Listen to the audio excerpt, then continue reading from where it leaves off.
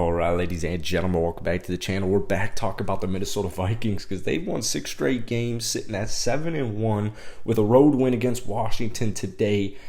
I mean, it wasn't pretty. It definitely wasn't pretty. The game started all right. Washington didn't score. Kirk threw a touchdown. Games definitely started solid. However, tough second quarter, tough third quarter. Then the fourth was when they just decided, you know what? Let's figure it out. Let's get this win. And they put it together on both sides of the ball. Harrison Smith with a huge interception. Huge interception. Nice couple throws from Kirk. Nice catches from Justin Jefferson. Nice catches from TJ. It was not pretty. It certainly wasn't pretty. And, you know, Kirk finished the day not great. Not horrible, but it definitely wasn't good. I mean, 22 for 40. 265 yards, that comes out to just 6.6 yards per throw. 2 touchdowns, tough interception, couple of sacks. Dalvin Cook couldn't get anything going, 17 carries for 47 yards. However, I mean, a win is a win, and that's really been just the way the year has gone for Minnesota. It has not always been pretty. In fact, it mainly hasn't been pretty. A lot of these wins outside of, you know, a handful, a select few, which, you know, we'll talk about a little later on, specifically against my Green Bay Packers in week 1. I mean, that was a very nice win. So it's not like it all has been sloppy wins. But the difference between this year's Minnesota and the Minnesota years past is they usually would lose games like tonight or today. They usually would lose. I mean, you're down 17-7, a couple minutes into the fourth quarter. You cannot run the ball for the life of you. You're averaging just 2.5 yards per carry on the day. Dalvin Cook isn't even getting over 3 yards per carry. But the defense came through. They made stops when they needed to make stops. It wasn't the best defensive performance, but I would say it was a good defensive performance for sure. They stepped up when they needed to step up. Same thing applies to the offense. I mean, Kirk, like I said, it wasn't the prettiest game, but I felt like they came through when they needed to come through. A touchdown at the end would have been nice. There was that penalty during the field goal, but TJ adds a whole nother. He just adds a whole nother element to this team. Now, I know that I'm not trying to talk about any help here, but I did get a comment I think it was yesterday, saying, I forget who it was, somebody got money moved around and it freed up like $1.5 million in cap space. And so, you know, I was watching this game thinking to myself, truly, TJ Hockenson is going to help this team a lot today. Do they really need Odell? I still think that Odell would be huge. I don't know if he's going to go to Minnesota. We'll talk about that on a different day or later on in today's video. But TJ Hockenson, in his debut for Minnesota, 9 receptions, 70 yards, had a long of 19. That's about 8 yards per catch. TJ Hockenson, I mean, man, he got traded there less than a week ago. It's very difficult to make midseason trades because of chemistry, learning offensive schemes, and just chemistry, right? The fact that Kirk and TJ, like TJ was targeted 9 times and he had 9 catches. He adds a whole new level to this team. And this is something I was talking about. You guys were backing it up in my comment section this past week, which, by the way, if you want more Vikings videos, hit that like button, hit that sub button. I'm posting like 3 or 4 a week right now, and you guys seem to like them, so I'll keep posting them. As a Packers fan, it's very difficult. However, this win today, and a Packers just loss against Detroit, which we won't talk about today for a different video, the division is Minnesota's.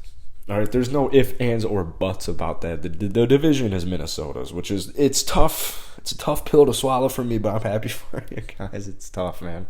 I won't lie to you, it is tough. But the TJ move, to me, I mean, I know Irv is out for, could be the rest of the season, and they had to do something realistically at the tight end position. I like their depth, but you kind of had to do something. But the fact that you went out there, I mean, they pretty much fleeced Detroit.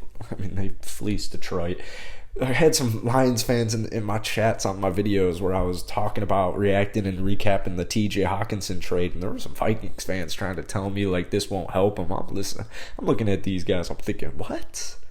Like, that's just, no, dude, that's not how that works. TJ Hockenson is a stud, and he showed it today.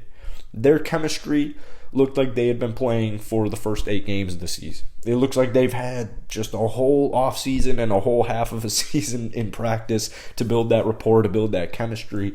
Now, Adam Thielen also came through a couple of times, 3 receptions for 67 yards. I still personally think one small move would really move the needle even more. Like, the TJ trade moved the needle to a different level. But I think if you were, like, I mean, just like to have a little fun here, a little hypothetical, if Odell were to actually, a healthy Odell were to actually sign with Minnesota, you already pretty much, you go up like at least another level to super elite. I know Kirk has had his flaws in primetime games. I know he hasn't performed well necessarily in his playoff career. However, you could look at it from a number of different angles. Personally, this Kevin O'Connell team is they're just different. It just is a different team. I really feel like they're a lot more disciplined. I feel like they are a lot more, they're playing like a team. Everybody is stepping up when they need to step up. And it's just a different culture. It's just a completely different culture than Mike Zimmer. And it's not like, I have no issues with Mike Zimmer. In fact, once again, as a Packer fan, he was not my favorite player. Sorry, he was not my favorite coach. Vikings were not my favorite team to go up against, especially just in the NFC North. So Kevin has done a phenomenal job with this team. And like I said earlier in the video, like, I know the wins might not necessarily be pretty. A lot of people, non-Vikings fans, like to critique who they're playing. I think a win is a win. In the National Football League, these are all professional football players. So, like, if you win, you win. Anybody can beat anybody on any given week. And when you're sitting at 7-1, winning all these close games, some better than others. I know the defense has been a huge knock or a nitpick so far this season.